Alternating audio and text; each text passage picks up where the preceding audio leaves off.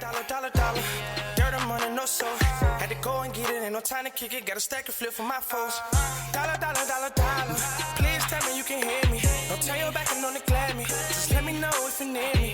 Dollar. Let me watch out for my partners. Keep my money long, get my team strong. Let me run away from my problems. Yup, what's good, original crew, man? We're back. Hey, we got to watch Mojo for us today, man. Back to the Diddy trials. Dun. What's the Law and Order? SV. We need to put that soundbite every time we say the Diddy trials. I forgot, bro. I know it, but if you wouldn't ask me, I watch it too much anyway. Probably I done tuned it out by now. You probably have. You watch it too much. We got Sister Ladies Diddy trial bombshells. What's one of the latest bombshells for you? I I really haven't been tuning in. I don't think you tuned in the last few days. Yeah, I haven't. So I couldn't even tell you. But also, they didn't have trial on June 10th or the day prior. So last week was kind of a little dud. When it comes down to it, I think the juiciness of everything has died down. Now it's like, all right, let's wrap this up. You know what I'm saying? But I think these are like next week is really the most critical week for the prosecutor and the defense. Yeah. Defense to prove that their client is innocent, and the prosecution to rest their case and like seal the deal. So next week is probably the most important week of this whole trial to make sure they either get their conviction or the defense win their case. And we'll see. I'm still since they kicked off one juror, I don't know now. Yeah. That was the juror I was leaning toward to a hung juror. I ain't gonna hold you. That's the reason why I was like, I don't know. Because I knew Diddy had one on his team. And having that one on his team, I was like, it's mistrial. But now I don't know. Yeah. But hey, with that being said, before we get into it, make sure y'all check out the links in the description box. Down below. You already know where to go. If you want the first part, you got to do it. Check out down below. Also, if you enjoyed today's visuals, lock it in with a thumbs up. Hey, man. Let's see what we got today, man. You ready? I'm ready. Let's get it. Behind these doors, a jury seeing for the first time the world's been talking about for months. Videos of those notorious so-called freak-offs. Welcome to Watch Mojo, and today... Oh, the jury did see some of the freak-offs. Yeah, I heard all of that. Like, I heard you listening to it. I just didn't tune in myself. And I've seen other people, like some of the escorts, talk about their encounters with Cassie and with Diddy in that situation and what they took from it.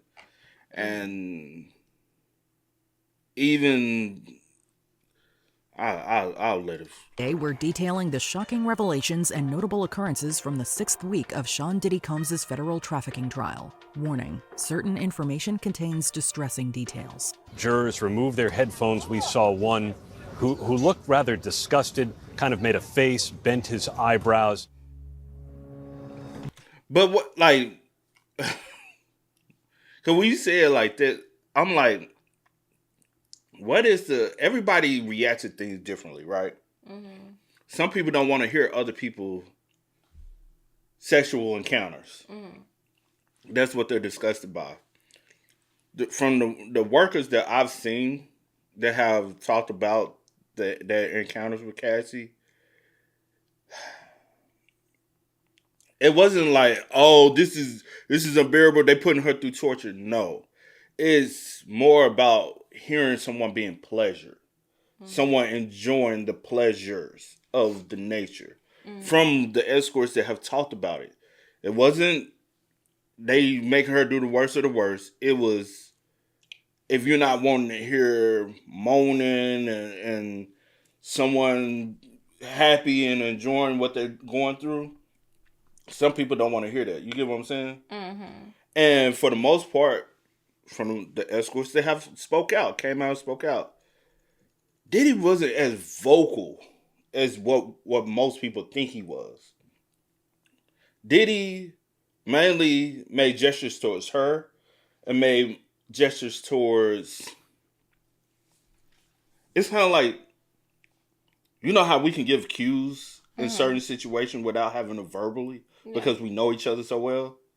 It was like, hey, if I look at you a certain way, you are like, okay, let me, you know what I'm saying? Mm-hmm. And then Cassie will relay, like, hey, can we do it this way? Can we do it that way? But what they got going on in their bedroom, personally, honestly, to me, that's what they got going on in their bedroom. So I will say this, what you might be got going on in your bedroom. What you maybe got going. What you may have going on in your bedroom, honestly, maybe against the law. You know what I'm saying? Especially y'all that got money, got some kind of status, and you feel like, because you got to realize we in a generation, in an era where a lot of men get on social media and talk about how, because they got money, they got a status, they got a reputation, that they can go out here and get any girl to do whatever they want them to do with them. You know, also, what we're learning from this, that is against the law. Because it's doing it on the premises of money or value of some sort. You like, hey, I shower you with all these gifts. It's kind of like, it's still on the grounds of coercion, right? From what they're representing, what they're presenting, is because you're providing some type of value. It don't matter even if it's your girlfriend or even your significant other. If you were getting them, coaching them to do something for your pleasure, it's against the law. And I was like, oh, okay, I didn't know. You learn something new every day. If you look at it on that premise, and I'm taking aside everything else with everything else, I'm just on the grounds of the free calls and the hotel nights. Juror dismissed. Juror number 6 is officially dismissed from the Sean Diddy Combs trial. In a dramatic shakeup to begin day 24 of Sean Diddy Combs' federal trafficking trial. So, let me see. Hold on. I heard it. In a dramatic The Lana. But also, they're looking to get rid of juror number 7. They were trying to get juror number 7 up out of there, too. Why? Don't know why. Don't know the background of juror number 7. Know some of the background of juror number 6. Yeah. I already know that. Been a middle-aged black male. Don't know on the premise of, I think it was like 3 things they said, right? They was trying to say he lied about where he was actually residing. And they was talking about his knowledge of being able to. Yeah. And something about his criminal. Oh, he had a pending lawsuit. So, yeah, somebody. But my thing, I'm like, y'all pick these people. Don't y'all go through their background before y'all? Supposed to. So I'm confused as to like why is it coming up now? Because they said he lied to get on the stand. Because they can't verify his location. Where he actually reside, was it like? Because it was, they were trying to say either he's from New Jersey, York or New Jersey, but he had to be a resident of New York. But only way you get into jury duty, I got to get subpoenaed to get into jury duty. So you actually have to send me a mail. Because I've been subpoenaed for jury duty 3 times. So trust me, I know, and I don't know how I've been blessed to be able to get out of them without even having to attend. But yeah, I was just kind of confused about that, but whatever. Because the last summons I got legit because it was for back home, but I had to prove that I reside in a different area. Yeah. And that's how I was able to get out of that one. Shake-up to begin day 24 of Sean Diddy Combs' federal trafficking trial. Juror number 6 was officially dismissed and replaced after prosecutors raised red flags about his honesty during jury selection. The judge said he gave conflicting answers when asked a pretty basic question: where do you live? And during jury selection, he said he lived in the Bronx. He then mentioned somewhat casually to a court staff member that he had moved to New Jersey. The juror, a black middle-aged man who initially claimed to live in the Bronx, was later found to have moved to New Jersey. disqualifying him from serving on a Manhattan jury. With the former juror number 6 being a 41-year-old black man, Diddy's defense argued in a 14-page appeal filed June 15th that there was, quote, no valid basis to dismiss him, and removing him would affect the diversity of the jury. Though Combs's legal team objected, accusing the prosecution of trying to alter the jury's racial makeup. Judge Arun Subramanian cited, quote, serious concerns about the jurors' candor and insisted race couldn't be a factor in the decision. The judge also said it would be inappropriate for him to consider race when making the decision as to whether this juror's candor made it appropriate for him to stick around. With his removal, a 57-year-old white architect from Westchester has taken his place, making the jury slightly older and less diverse. Jury shown explicit messages and videos. Today, the jury in New York City's most famous trial of the moment, Sean Diddy Combs, viewing real-life footage of the infamous sex parties known as freak-offs. The realigned jury in Sean Diddy Combs' criminal trial was presented with a series of records, messages, and most notably, explicit video footage of the so-called freak-offs. These are the videos that depicted Cassie Ventura with male escorts. And these videos, explicit though they are at the heart of the prosecution. Oh, but if Diddy recording it, you will be able to hear his ass. Yeah, if he's If he's the one who's recording it, you'll hear him. Oh yeah, I like it. You know what I'm saying? Yeah. Like I said, if he's speaking, if he's saying. Because do you remember or do y'all recall when Cassie told what's his name? The guy that's her friend. What's his name? Deontay, something like that. It's either Dante or Deontay. Something that starts with a D, N, and a T. Yeah. That's all I know. That's all I can put on. I always get it. Yeah. Yeah, I get it confused every time.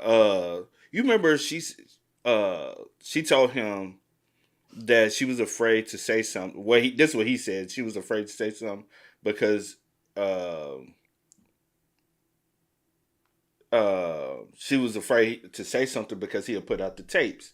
And he told her, why would he put out the tapes? He's on those tapes too. And she said, but he's not. Some of that nature, you remember? I don't remember, but damn, you don't. Yeah, I mean, I really. And she don't. told him, but he's not on the tapes. Really. So I'm thinking, well, if he's talking, he's the one who's recording, then his voice should be on the tapes. But if he's not on the tapes and she's just on the tapes, I guess she was saying like you can't visibly see him. Even if maybe on some of them you could hear him in the background. Bro, Diddy voice is very distinctive. If it came out and you heard Diddy voice. Yeah, that's all I'm saying. I'm just saying she was just saying he's not on the tapes. Like you can't see him on the tapes. But still, I'm also say this because of the comments people said previously before. Mm. If you left with the tapes and you was afraid that he was gonna put the tapes out, why wouldn't you just then delete the tapes or trash the tapes or get rid of discard the tapes yourself? Mm-hmm. Because you will be too afraid of those tapes coming out, right?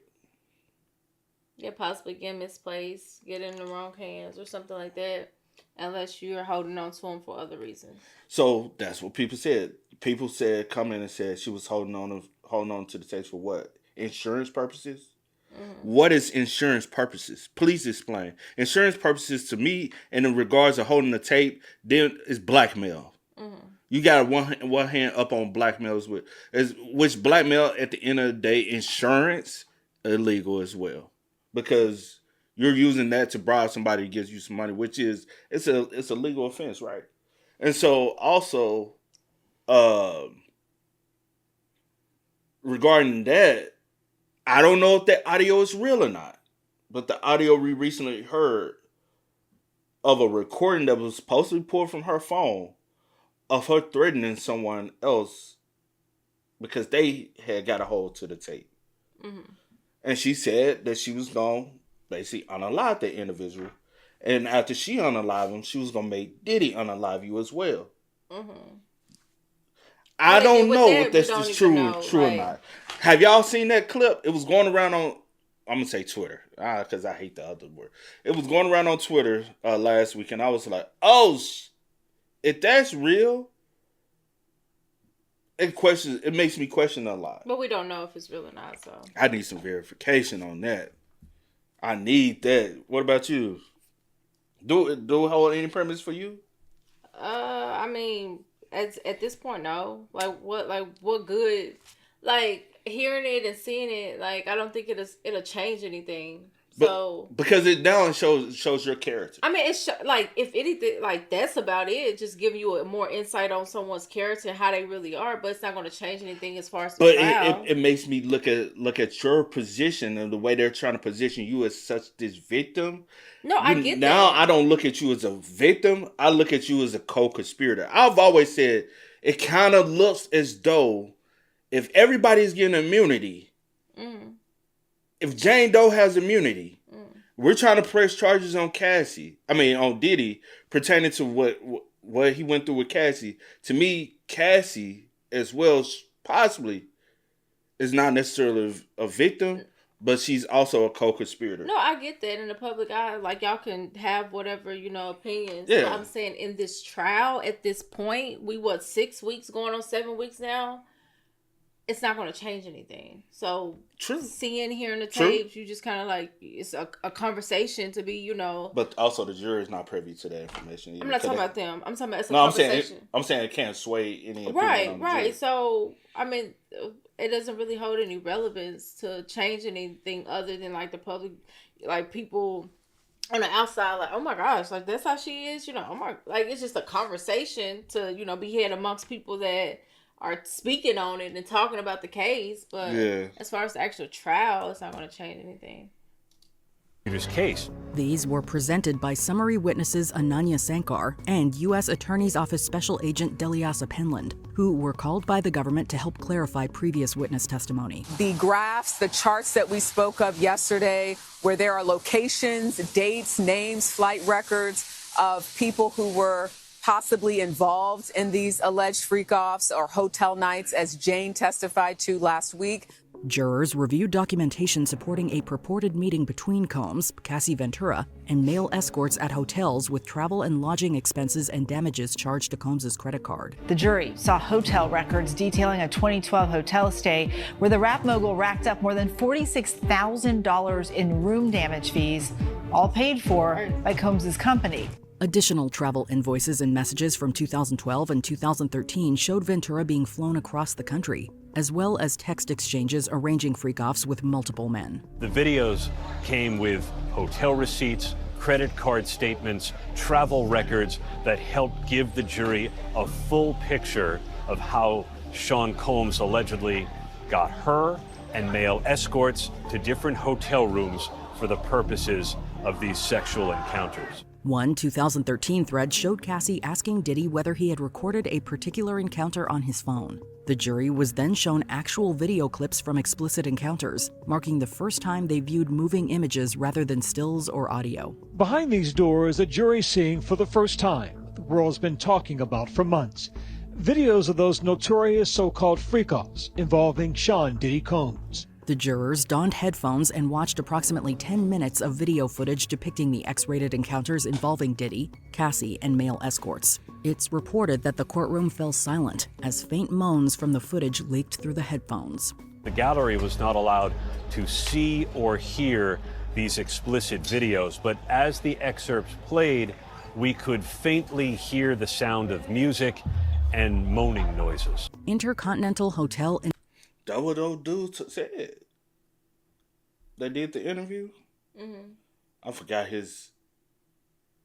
how they depict him, but as far as his name, but he said, like, she had her favorite position.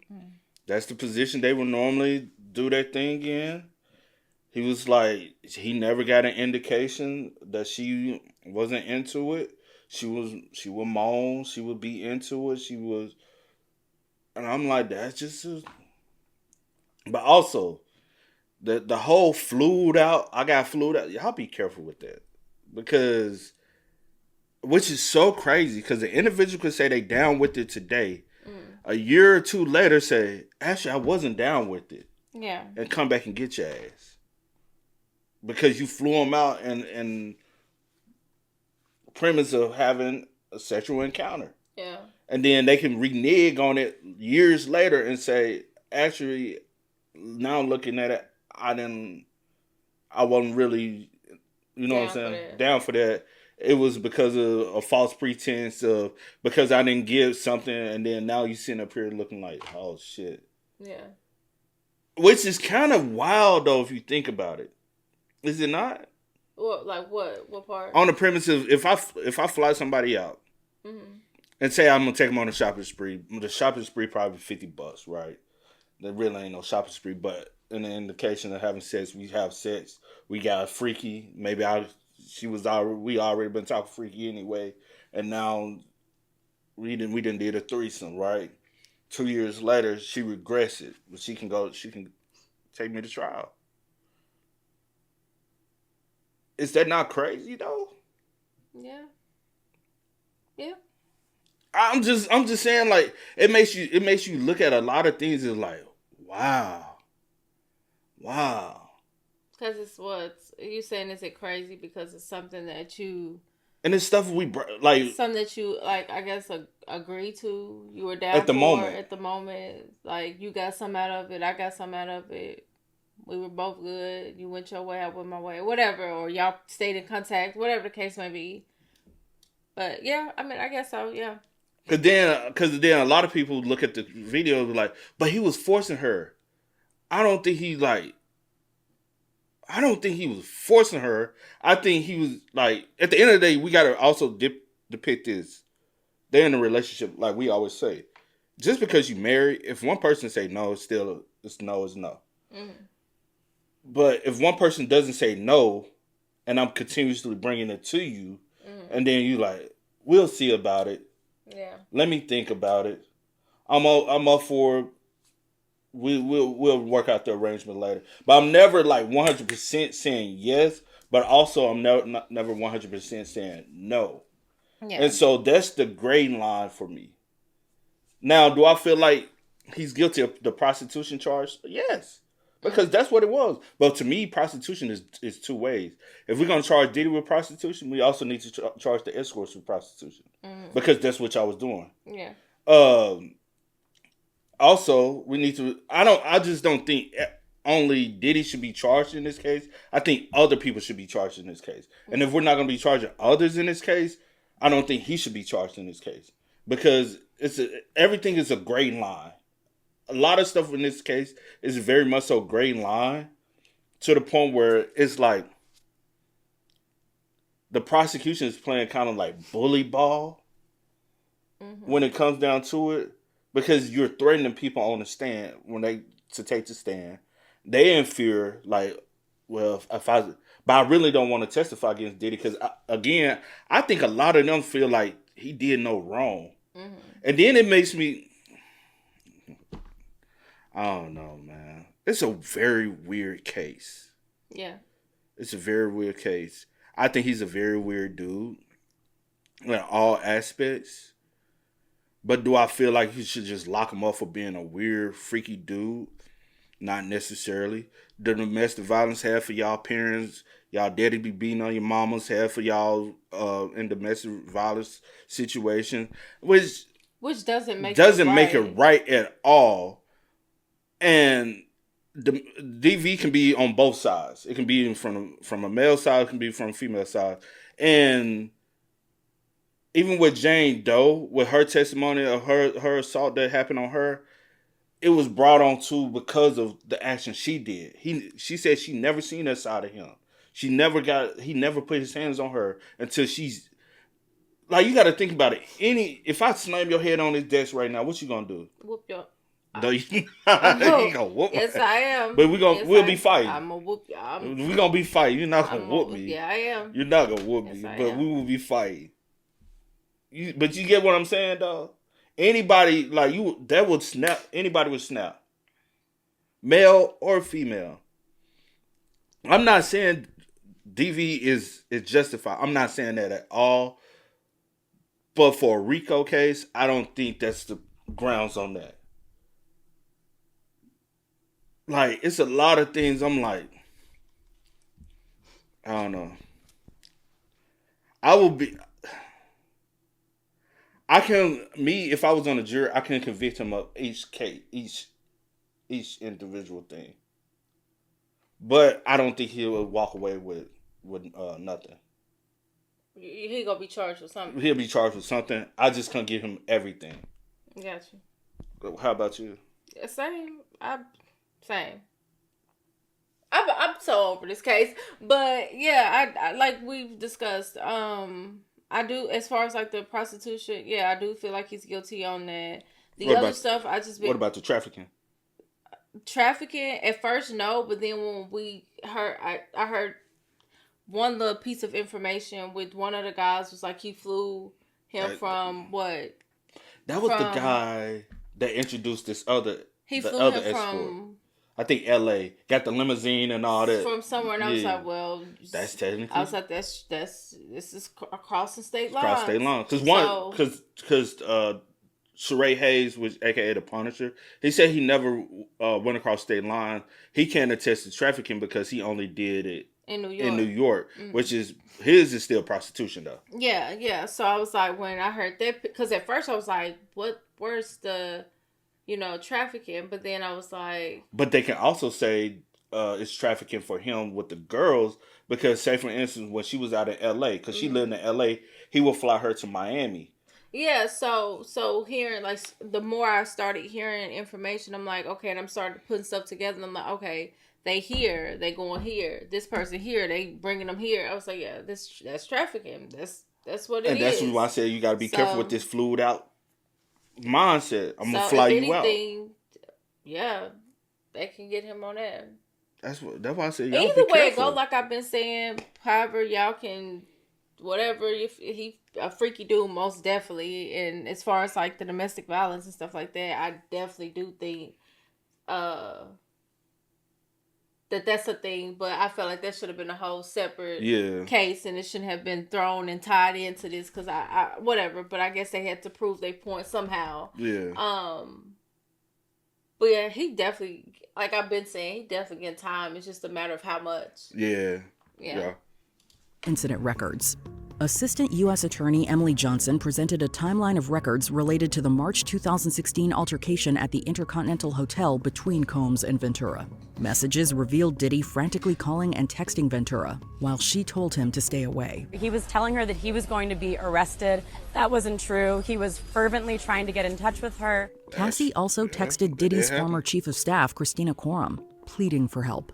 Around this time, Combs was in communication with former Intercontinental security guard Eddie Garcia, who previously testified that Diddy paid $100,000 to obtain the only copy of the hotel's surveillance footage of the incident. This is all very important for the racketeering conspiracy case, Reed, for the prosecution to show that there was knowledge and an effort to cover up what was going on. The jury also reviewed Ventura's... And that's why I'll be like, it's on the ground, so bribery, because he gave them $100,000 to get rid of tapes, right? So it's a lot of people should go down for bribery for getting rid of shit. You know what I'm saying? Just something you just spent because in this case, or people in general. In general. Oh, well, that's a whole different story for a whole different day. Yeah. But I was like, because I'm saying for it to be a RICO and pertaining to, I really would, because they gave somewhat of a lead up. So this situation that happened with the video, a freak off did have happened earlier that morning, but we don't have information of why this occurred. Mm-hmm. Like what led up to this point of it. Yeah. A freak off had originally happened, and it was 11 o'clock. Remember, I was asked what was the date. And I think the guy was getting ready to leave. Mm. And I don't know, like, on the grounds of what, but also,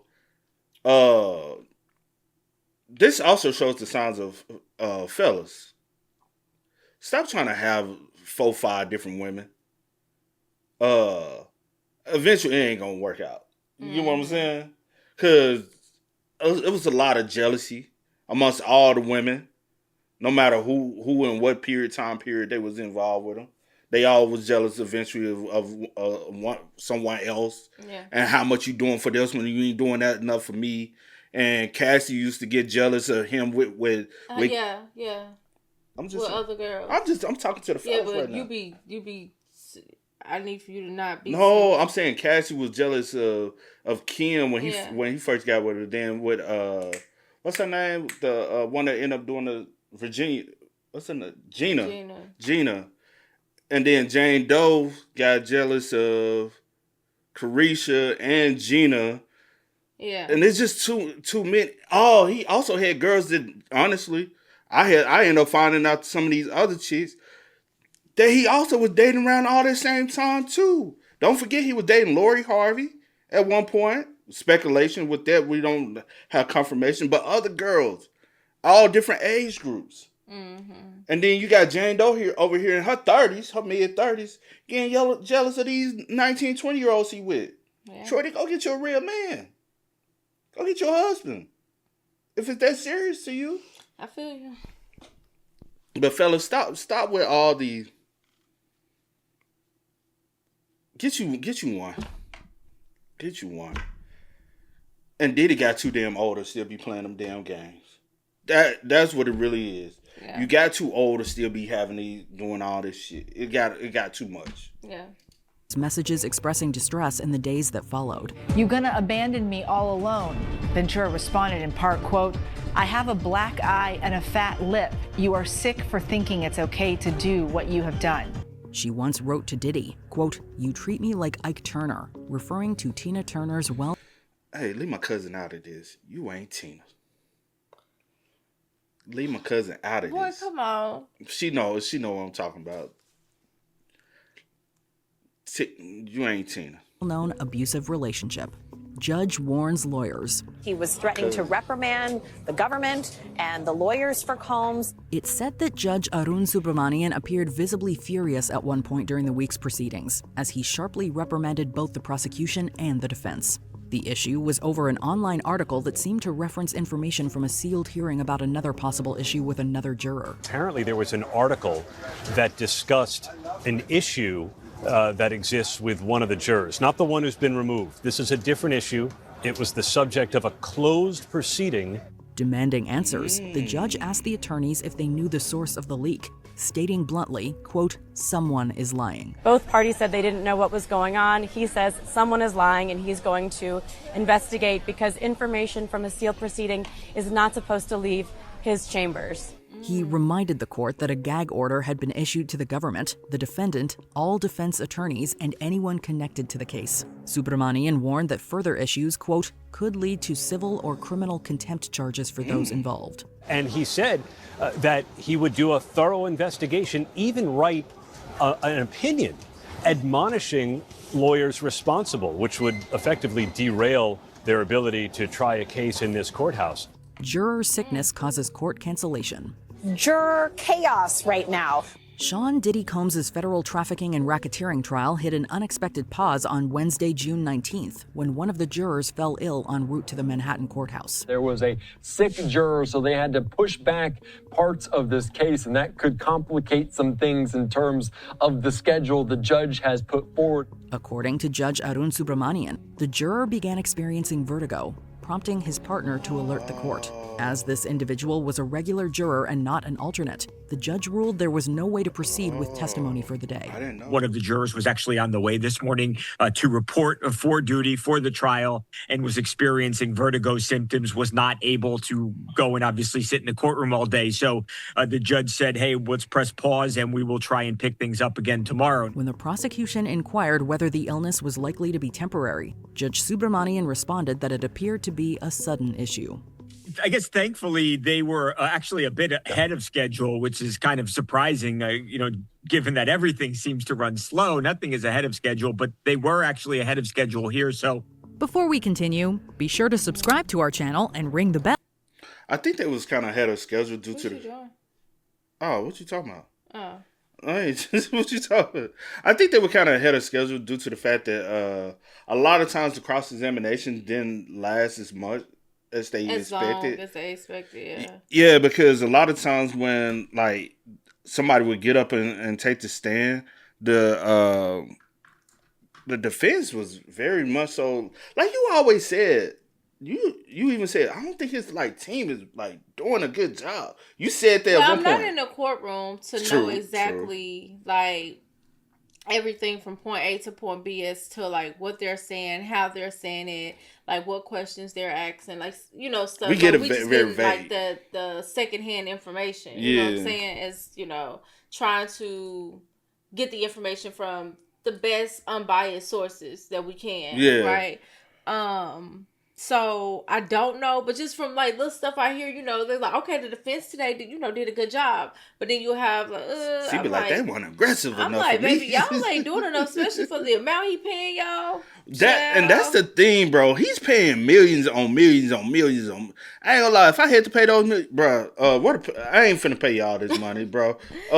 But also because if that was me on trial and I'm like, and I'm paying y'all this money and I feel like y'all like not really. Maybe like I mean at this point it's kind of too late to like move forward and be like, okay, y'all fired or I'm gonna find somebody else. You too deep into it. Now I do think he got one good one with that woman. Yeah, Westmoreland. Yeah. I think she's good. Everybody else. That's the only one that again just me tuning in when I do tune in because like I said I'm just kind of like it's just so much and I'm just like I don't know. But yeah, I have heard good things about her. And I'll say this: I know people looking at Brian Steele as like this top notch lawyer because he defended Young Thug, but we also got to realize Young Thug didn't get away with that. He still had to cop a plea. Yeah. So even his plea deal, I was just like, damn, y'all paying all this money for you to still have to plea out. And I guess at the end of the day, it's about the lawyer being able to prolong a situation too. Or being able to even talk out to negotiate to get you some type of deal that's not like super like. So I guess they still look at that as a win. So let me ask you this: if they had presented Diddy with a plea deal, you think he should have took it? That's a good question. I mean, that's a good question. That's not for me to answer. Just depending on. I guess I guess anything would be better than life. Like if that's on the table, you know what I'm saying? But also don't be my thing is look, don't be out here doing stuff that can catch up with you later because I get that you've been doing this stuff for years. But that's the thing. A lot of people look at certain things like what he was doing with the women and all that. A lot of people look at that like is that really a crime? No, I'm not talking about like the freak offs and all of that per se. Like I'm not. But if you're going to be doing that, at least know the legalities of everything. I can't hear myself. At least at least know that stuff and know that okay, well, I gotta keep it within in the state, within the city, within the area, whatever. I don't need to have y'all. If you want to be doing that, have you one good person that's reliable. You can't even do that though. Okay, well, don't do it at all. Still paying. That's still prostitution. At this point, if your partner, look, if y'all can't satisfy each other, then hang it up. Find somebody else. I don't know. It's too many people, too much going on. Y'all had so many people involved, and it's just because coming from some of the viewpoints I've seen it sounds like because some people ask like, is it a possibility that Diddy just was dealing with an erectile dysfunction issue? Like that he basically was shooting like, I don't want to say doing personal porn. Like was he shooting like personal porn? Because they would also go back and watch the videos together for him to be able anytime they spent a long time together, and that's how he's able to continue to perform. And I'm not even gonna say you can't do that per se because they have. They have parties. People have like little swinger parties, and that might be illegal. I mean, it may be illegal, but I don't know. Swinger parties. People have I'm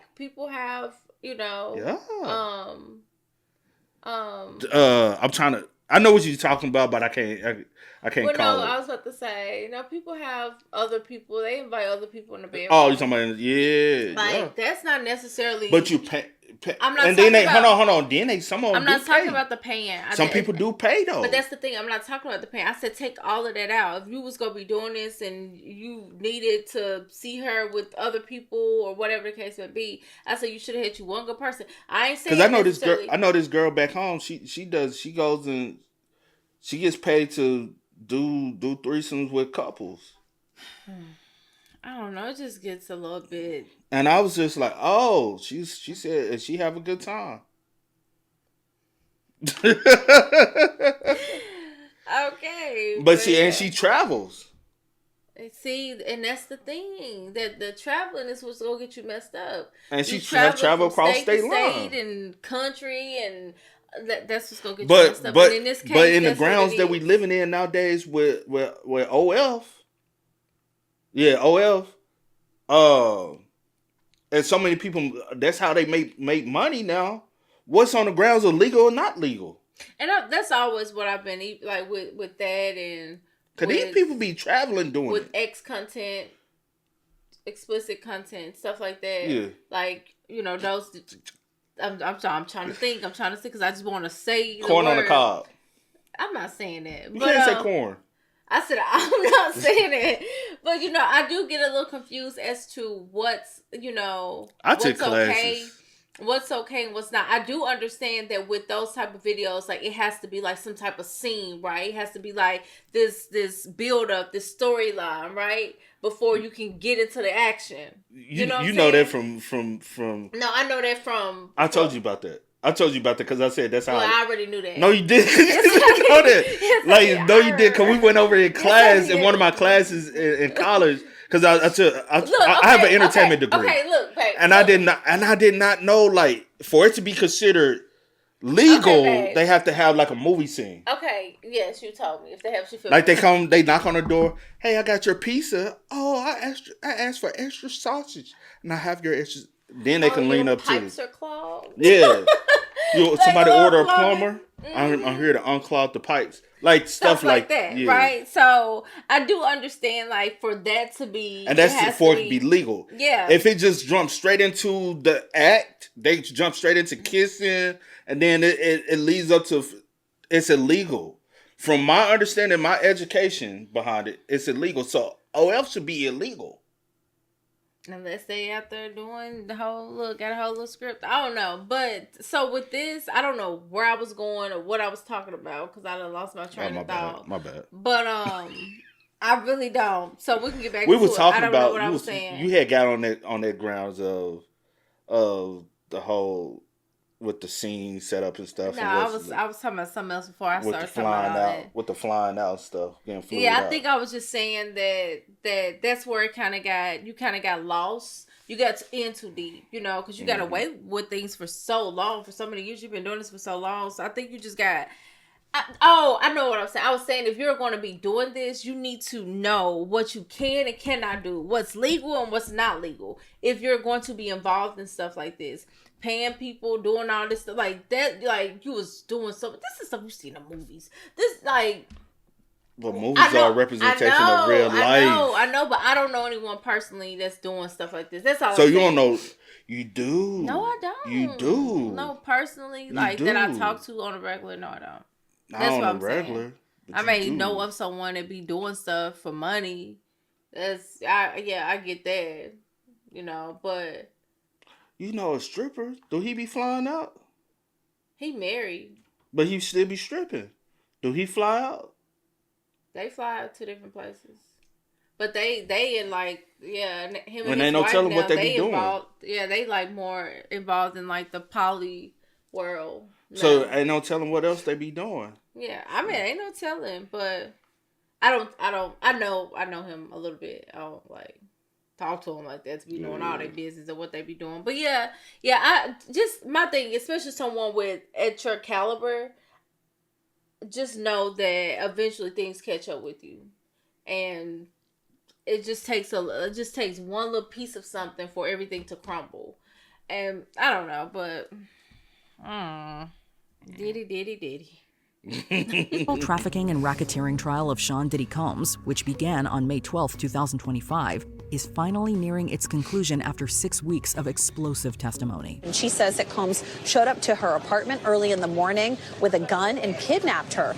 Although the proceedings were briefly delayed due to an ill juror, momentum has resumed, and according to prosecutors, they are preparing to rest their case as early as Monday, June 22nd. The jury seeing inside the world of Sean Diddy Combs, viewing receipts and intimate videos as the prosecution wraps up its case. Their final witness is Brendan Paul, a former assistant to Combs who has taken the stand to invoke his Fifth Amendment rights. However, Judge Arun Subramanian has since signed an immunity order compelling Paul to testify. We expect him to testify about providing drugs to Sean Combs.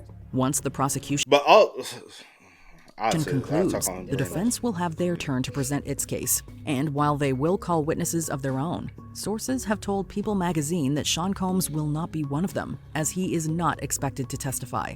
The defense's case is projected to take place over the course of 2 to 5 days. The defense is going to put on a number of witnesses, especially an expert to combat Dr. Hughes's testimony, that expert in sex trauma. And that, I think, is going to become a very large point of contention, this battle of the experts as to, is Cassie and Jane, are they victims of sexual assault, or is it something else? After that, both sides will deliver closing arguments before it's handed over to the jury, where deliberations will begin immediately. And with no set deadline, jurors will be granted as much time as necessary to render a verdict in one of the most closely watched celebrity trials in recent memory. If convicted on all charges, Sean Combs faces a maximum sentence of life in prison. Are you keeping up with the federal trial of Sean Diddy Combs? What's been the most surprising? Now, does he have to be convicted of like all the charges for So, the life? so if he gets the sex trafficking, the prostitution, and the RICO, then that's life. Golly, I don't even think he was like offered no type of. Supposedly he was offered. Supposedly nobody can 100% confirm before the trial even started. Supposedly he was. You don't know like what the stipulations. I get so tired. But I'll say this with Brendan, I don't understand why they needed his testimony. Mm-hmm. Because technically, how he laid it out, he was an assistant. If everything he said was 100% true, he's not the drug mule. Mm-hmm. He's the assistant the same way all the others assistant were. All the other assistants attest that they would go get drugs on his behalf. Yeah. He just said the same shit everybody else said. Yeah. Or is he really the drug mule and just for y'all to be able to say, hey, because I think he was around and he can attest to like this was happening or this was taking place. Or... Do y'all label him as an assistant? Y'all label him as the drug mule. Reason why I'm saying that is because he was arrested with drugs in his possession, a lot of drugs in his possession, and got no time. Yeah. All he had to do is cop out, say he's guilty, and do some meetings. Mm. That's all he had to do. Go to some drug meetings. That wasn't even in the grounds of his. Nah. Wow. He just crazy to me. He said he has a great lawyer. That way he talked to people. He has a great lawyer. His lawyer was going to get him out of it. Oh, interesting. And he was able to get out of it. Well, that must be nice. So his lawyer, on the grounds of testifying, wasn't even part of his plea deal. Crazy, right? Yeah. Like I always ended, because again, we just don't know what way it's gonna go. Not looking good. Yeah. Not looking good at all. Like I said, I feel regardless of the fact he's gonna get some time, and just is he gonna get 15 to 30, or is he gonna get life, or he go? I'm just throwing out a number. At his age, 15 to 30, damn near is life. How old is he? Like in his 50s. Too old to be doing what he was doing. That's why I said he became too old to still be trying to move like he's still. You're not in your 20s no more, boo. Not even. You're not in your when did he first get on the scene? How old was he? But you not young. He was a teenager when he first got on the scene. Okay, you're like not 19, 20. Yeah, I don't know. But you ain't that guy no more, bro. No. Time to grow the fuck up. No, not at all. But yeah, we'll see. Oh, cause you also forget his baby mama was one of his chicks around the same time. Mm. So that's the problem with Diddy. Diddy, he a greedy ass son of a bitch, bro. You see where your greed lead you. Yeah, true. Hey, y'all spam us up in the comments, man. Let us know y'all thoughts about it for us in the comment section down below. But until next time, y'all know how it go, man. I do go over the name DJ New Kid. This is. We are. We are. No time to kick it, got a stack of flip for my folks. Dollar, please tell me you can hear